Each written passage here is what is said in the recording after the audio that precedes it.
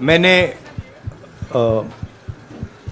आप सब से काफ़ी बार बोला है कि हिंदुस्तान में लोकतंत्र पर आक्रमण हो रहा है और इसका हमको हर रोज़ नए नए उदाहरण मिल रहे हैं।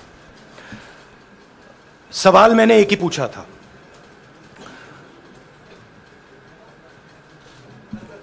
फाउंडेशन पे जाता हूं, अदानी जी की शेल कंपनीज हैं, अदानी जी की शेल कंपनीज हैं, उसमें 20,000 करोड़ रुपया किसी ने इन्वेस्ट किया। अदानी जी का पैसा नहीं है, अदानी जी का इंफ्रास्ट्रक्चर बिजनेस है, पैसा किसी और का है। सवाल यह है, ये जो 20,000 करोड़ रुपए हैं ये किसके हैं? यह सवाल मैंने पूछा। मैंने पार्लियामेंट हाउस में प्रूफ देके, जो मीडिया रिपोर्ट से मैंने निकाला, अदानी जी और नरेंद्र मोदी जी के रिश्ते के बारे में डिटेल में बोला। रिश्ता नया नहीं है, रिश्ता पुराना है। जब नरेंद्र मोदी जी गुजरात के सीएम बने थे तब से रिश्ता है और उसके बहुत सारे पब्लिक प्रूफ्स हैं। हवाई जहाज में मैंने फोटो दिखाई, नरेंद्र मोदी जी बड़े कंफर्ट में बैठे हुए थे अपने दोस्त, अपने मित्र के साथ, पार्लियामेंट में मैंने दिखाई। यह सवाल मैंने पूछा। फिर मेरी स्पीच को एक्सपंज किया गया। मैंने स्पीकर को डिटेल चिट्ठी लिखी, पॉइंट बाय पॉइंट, कि मैंने कहा कि एयरपोर्ट्स अदानी जी को रूल बदल के दिए गए हैं, ये लीजिए रूल की कॉपी जिसको बदला गया है। चिट्ठी लिखी, कोई फर्क नहीं पड़ा। फिर मेरे बारे में मंत्रियों ने पार्लियामेंट में झूठ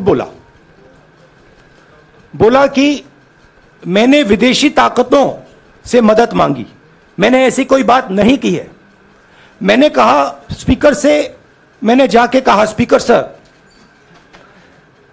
पार्लियामेंट का नियम है कि अगर किसी मेंबर पर कोई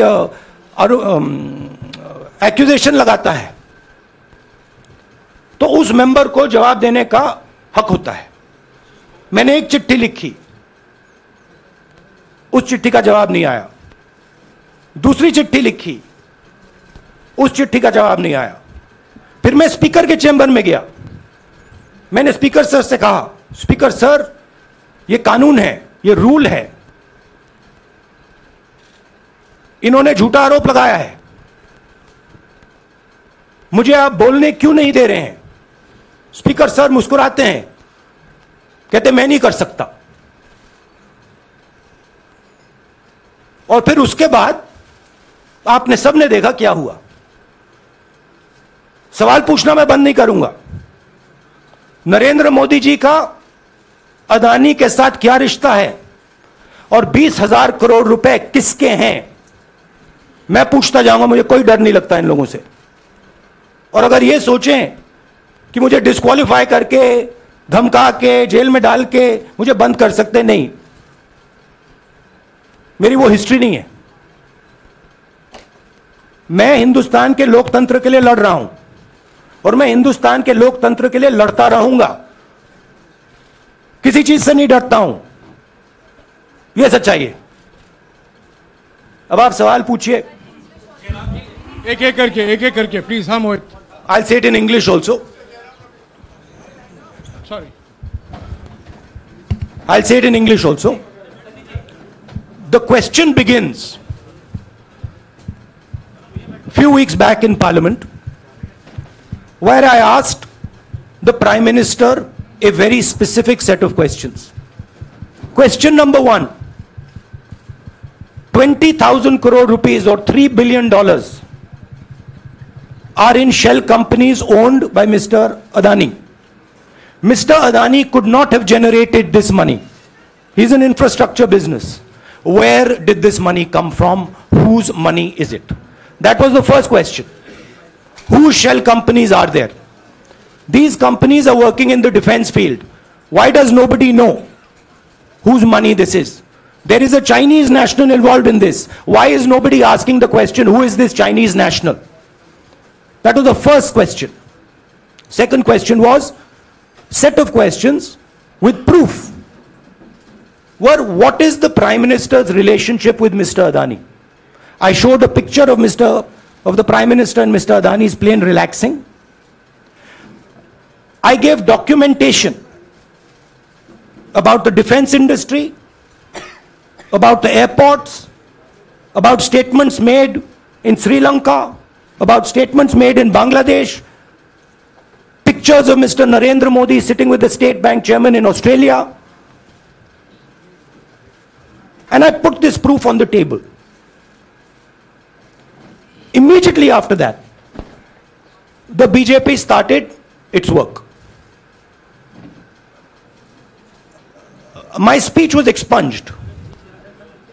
I wrote a letter to the Speaker with a detailed explanation on the defense industry, on the airports, with press clippings, supporting documents, legal documents, and said, this is the supporting foundation of my speech.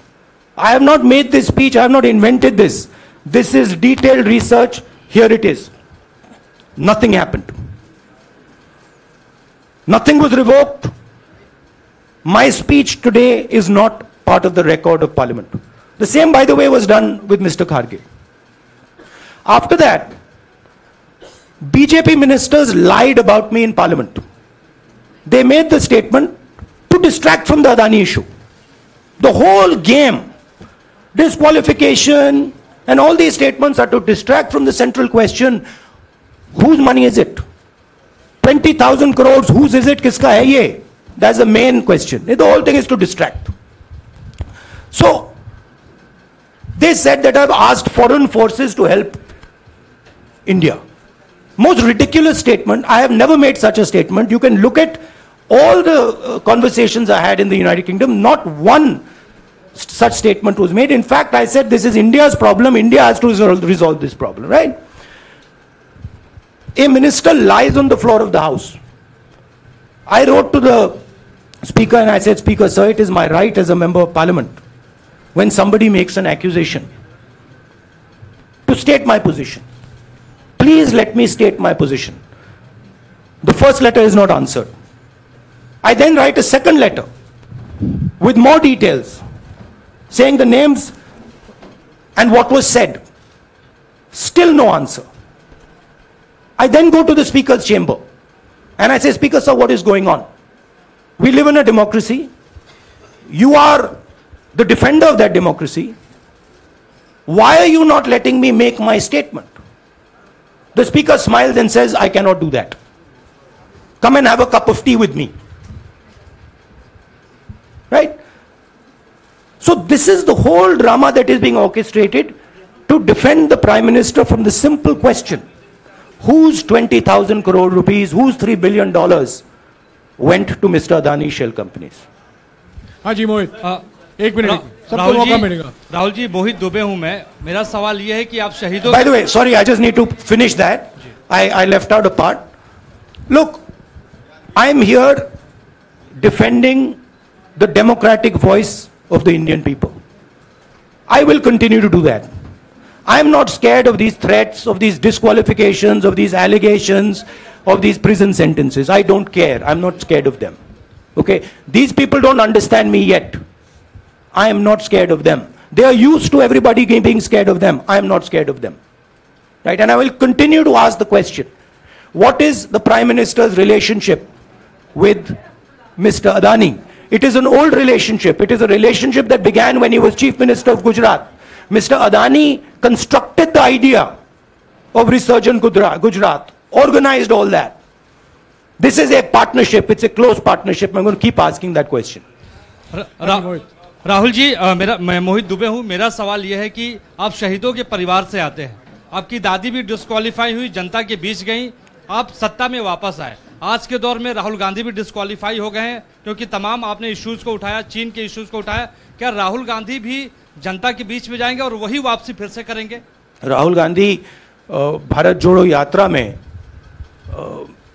4.5 महीने जनता के बीच में रहेंगे और वो मेरा काम है, वो मैं करता जाऊंगा।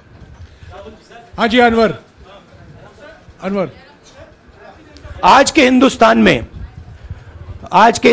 में जो पहले राजनीतिक पार्टियों को सपोर्ट मिलती थी, मीडिया से मिलती थी, बाकी इंस्टीट्यूशन से मिलती थी, वो नहीं मिलती है। तो ऑपोजिशन की पार्टीज को एक ही रास्ता है, जनता के बीच में जाने का। हाँ जी अनवर। सर, भारतीय जनता पार्टी ने आप पर ओबीसी समुदाय के अपमान का आरोप लगाया है, इस पर आप क्या जवाब देना चाहेंगे भारतीय जनता पार्टी को? मैं पिछले भारत जोड़ो यात्रा में, आप मेरी कोई भी स्पीच देख लीजिए, मैं वहां कह रहा हूं सब समाज एक हैं, सबको एक साथ चलना चाहिए, भाईचारा होना चाहिए, नफरत नहीं होनी चाहिए, हिंसा नहीं होनी चाहिए। तो मेरी पोजीशन बिल्कुल क्लियर है। ये ओबीसी का मामला नहीं है, ये नरेंद्र मोदी जी और अदानी जी के रिश्ते का मामला है। 20,000 करोड़ रुपए जो अदानी जी को पता नहीं कहां से मिले, उसके बारे में मैं सवाल पूछ रहा हूं और उसका जवाब चाहिए। बीजेपी ध्यान को भड़काने की कोशिश करती है, कभी ओबीसी की बात करेगी, कभी विदेश की बात करेगी, कभी कुछ और बात करेगी, कभी डिस्क्वालिफिकेशन की बात करेगी, मगर सवाल यही है 20,000 करोड़ रुपए, $3 बिलियन किसका था? संजय मिश्रा। और वो अदानी का पैसा नहीं हो सकता। Sanjay Mishra.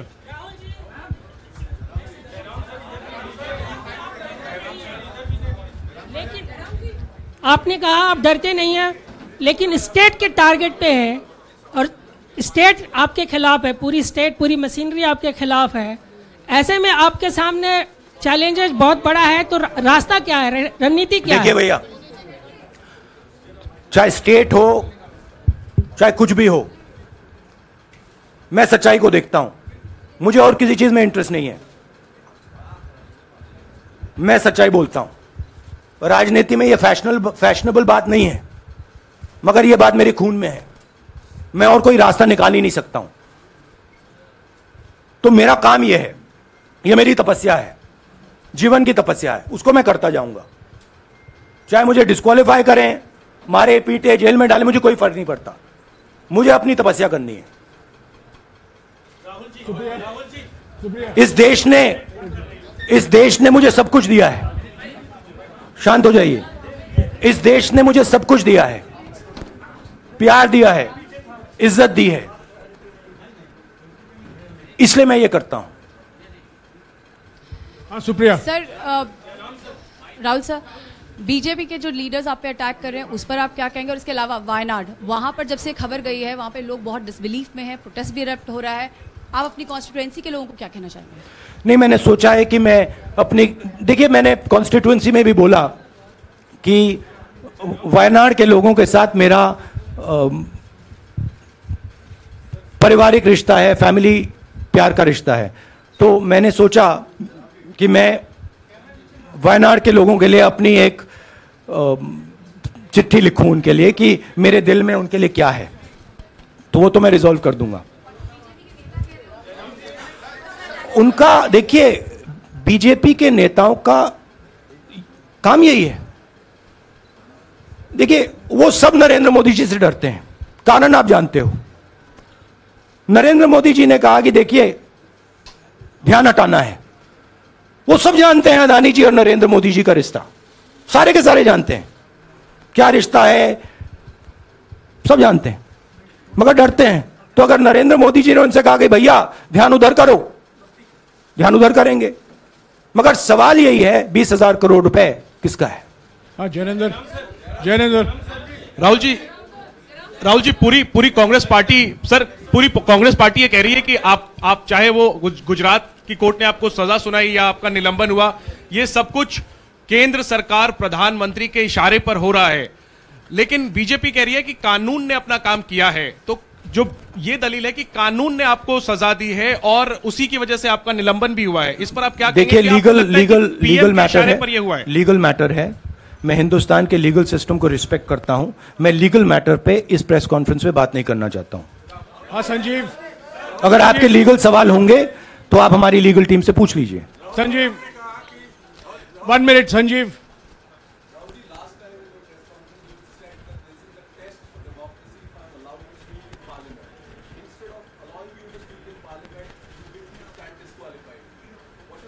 No, look, please understand why I have been disqualified. I've been disqualified because the Prime Minister is scared of my next speech. He's scared of the next speech that is going to come on Adani, right? I've seen it in his eyes. So he's terrified of the next speech that is going to come, and they don't want that speech to be in Parliament. That's the issue. That is why first the distraction, now the disqualification. Please don't be confused about this matter. There is a deep relationship between Narendra Modi ji and Mr. Adani. There is a question. 20,000 crore rupees have suddenly arrived in Mr. Adani's shell companies. Where has this money come from? Whose money is it?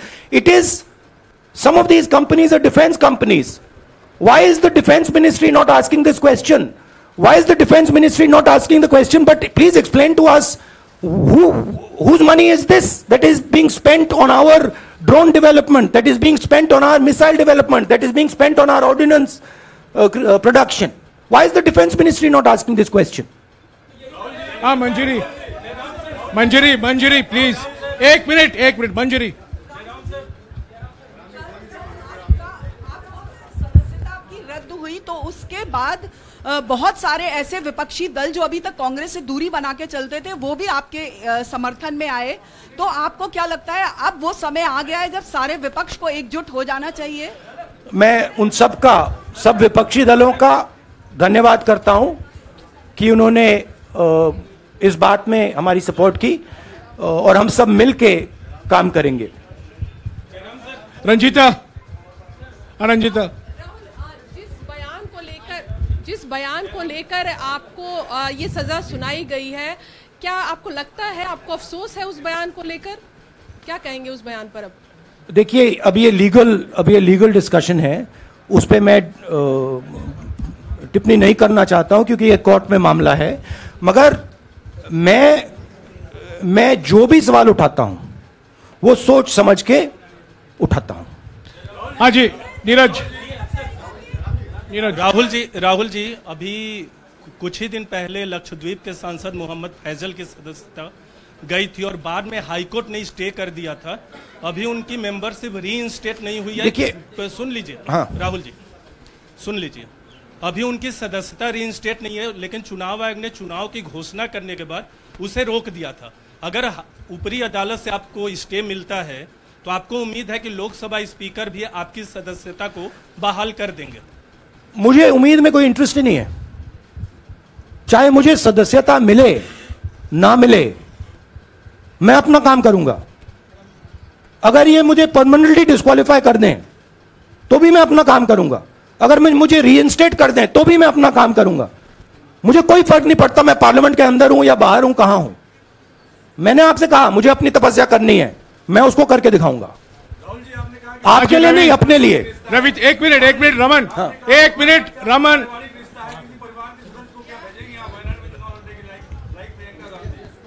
It is not up to me, it is up to Congress president कौन जाएंगे। राहुल जी मेरा सवाल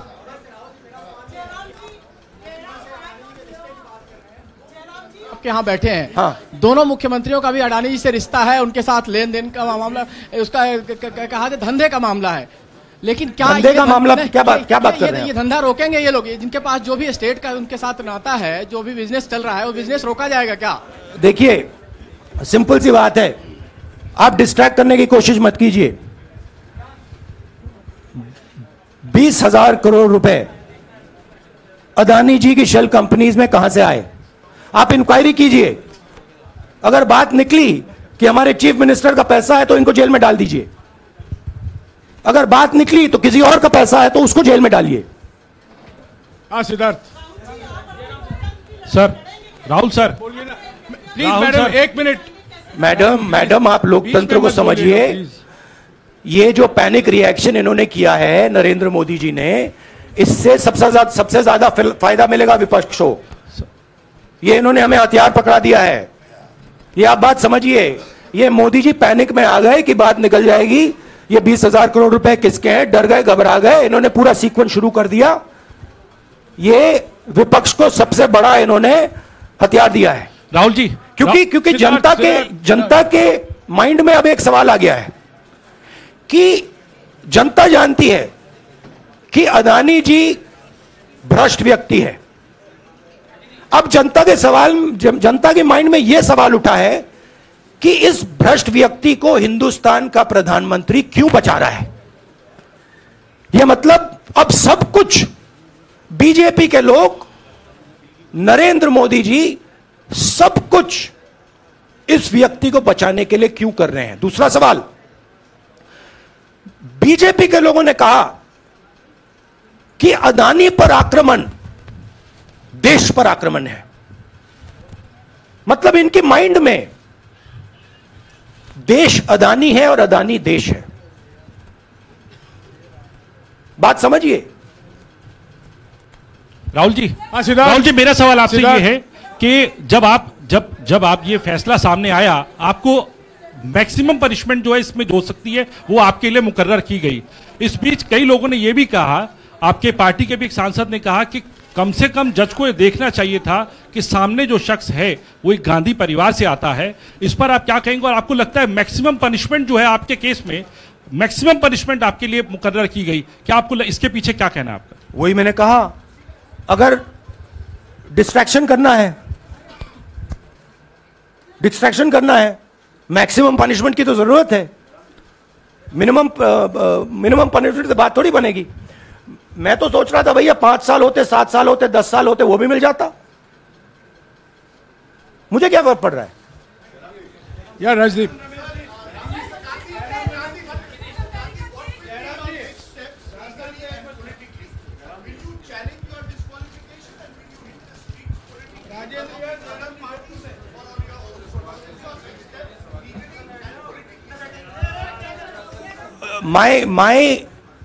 I have only one step, and that step is to fight for the truth in this country and to defend the democratic nature of this country that is under brute. Please let me finish, Rajdeep, unless you want to answer it for me.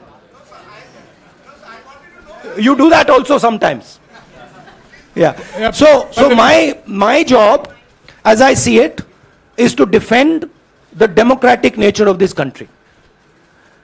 And I will do whatever I have to do to defend the democratic nature of this country. What does that mean?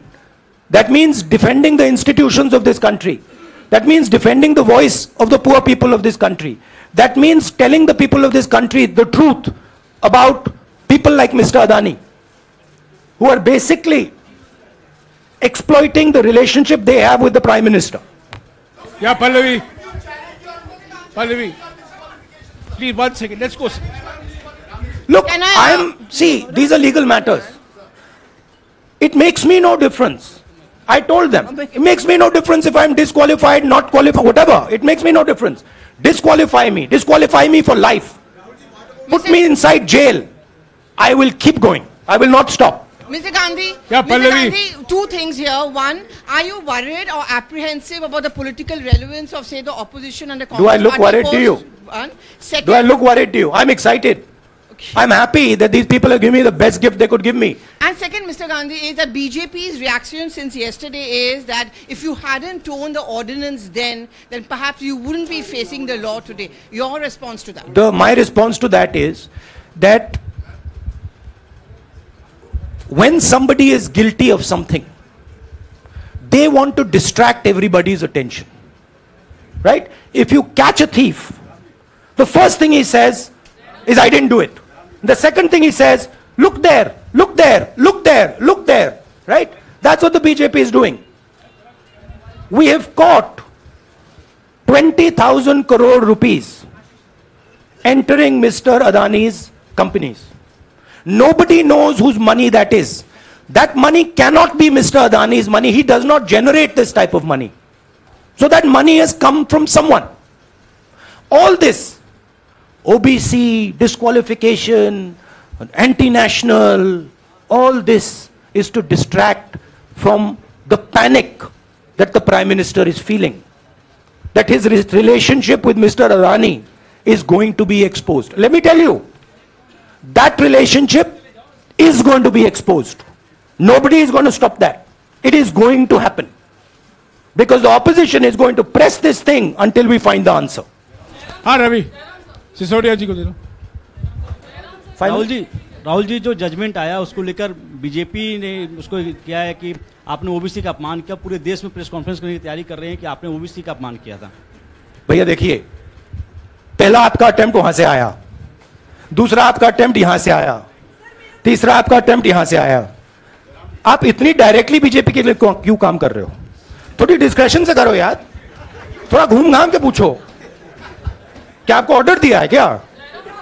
देखो मुस्कुरा रहे हैं। घूम घाम, मैं आपको उदाहरण देता हूं, आप थोड़ा घूम घाम के निकाल नुकुल के बोलो। देखो ऐसे बोलो पहले, राहुल जी, हाँ तो please if you want to work for the BJP, then bring a BJP flag symbol here and put it on your chest. Then I'll answer you the same way I answer them. Don't pretend to be a pressman. Vikrant, Rahul ji, हवा निकल गई। Rahul ji, BJP के लोग बार बार ये बात कहते हैं कि आपने जब विदेश में जाके भाषण दिया तो उन्होंने कहा माफी मांग लेते।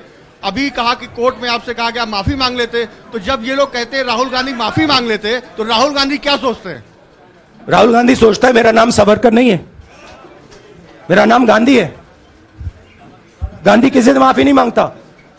और मैंने कहा, पार्लियामेंट हाउस में कहा कि भैया मुझे बोलने दीजिए ना, एक बार तो बोलने दीजिए।